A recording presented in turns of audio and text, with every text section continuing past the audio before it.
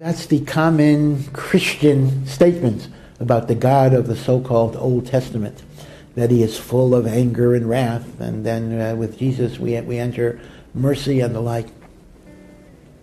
Nothing could be further from the truth. God is fundamentally a loving God, and God is a caring God.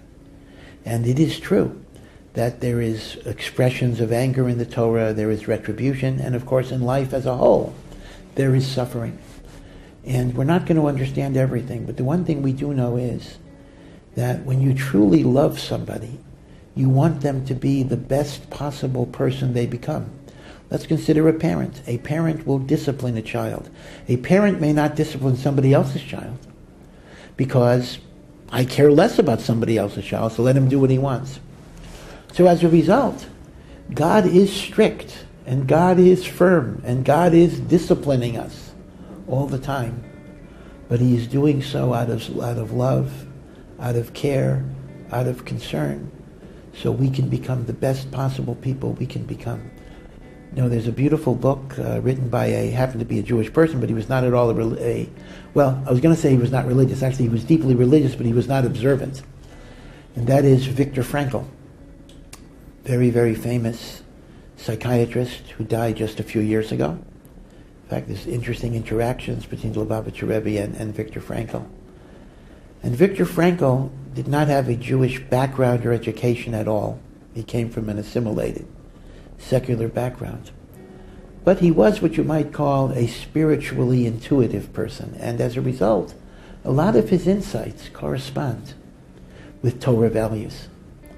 And in his magnificent book that I think everyone should read, Man's Search for Meaning, he develops the idea that it's often our encounter with adversity and challenge that brings out qualities of goodness in us that we otherwise wouldn't have.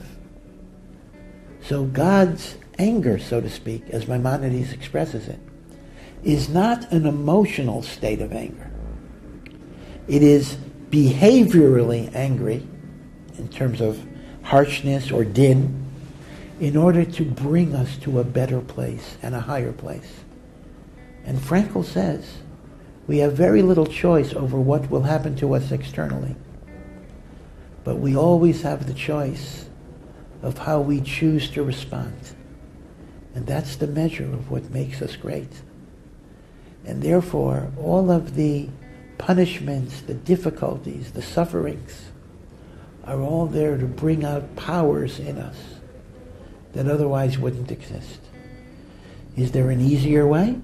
I guess not. If there would be, God would have devised it. Sometimes it's only in the crucible of adversity that our true selves do come out. And we've seen this in the Holocaust, we see this in Israel, where people who have been victimized by terrorists have come forward with magnificent faith and courage and resilience and inspiration. Does that always happen? Not always. No, the old saying that God never gives you a test that you cannot pass. I'll supplement it with another saying. God never gives you a test that's a guaranteed pass. We can fail a test, and we do so all the time. But potentially, everything that happens to us in life is something we can grow from. And that's the measure of what a human being is. So I think you have to understand that love can take different forms. You know, the love that says, all things go, you can do whatever you want, you can be whatever you want. That's not really love. That's indifference.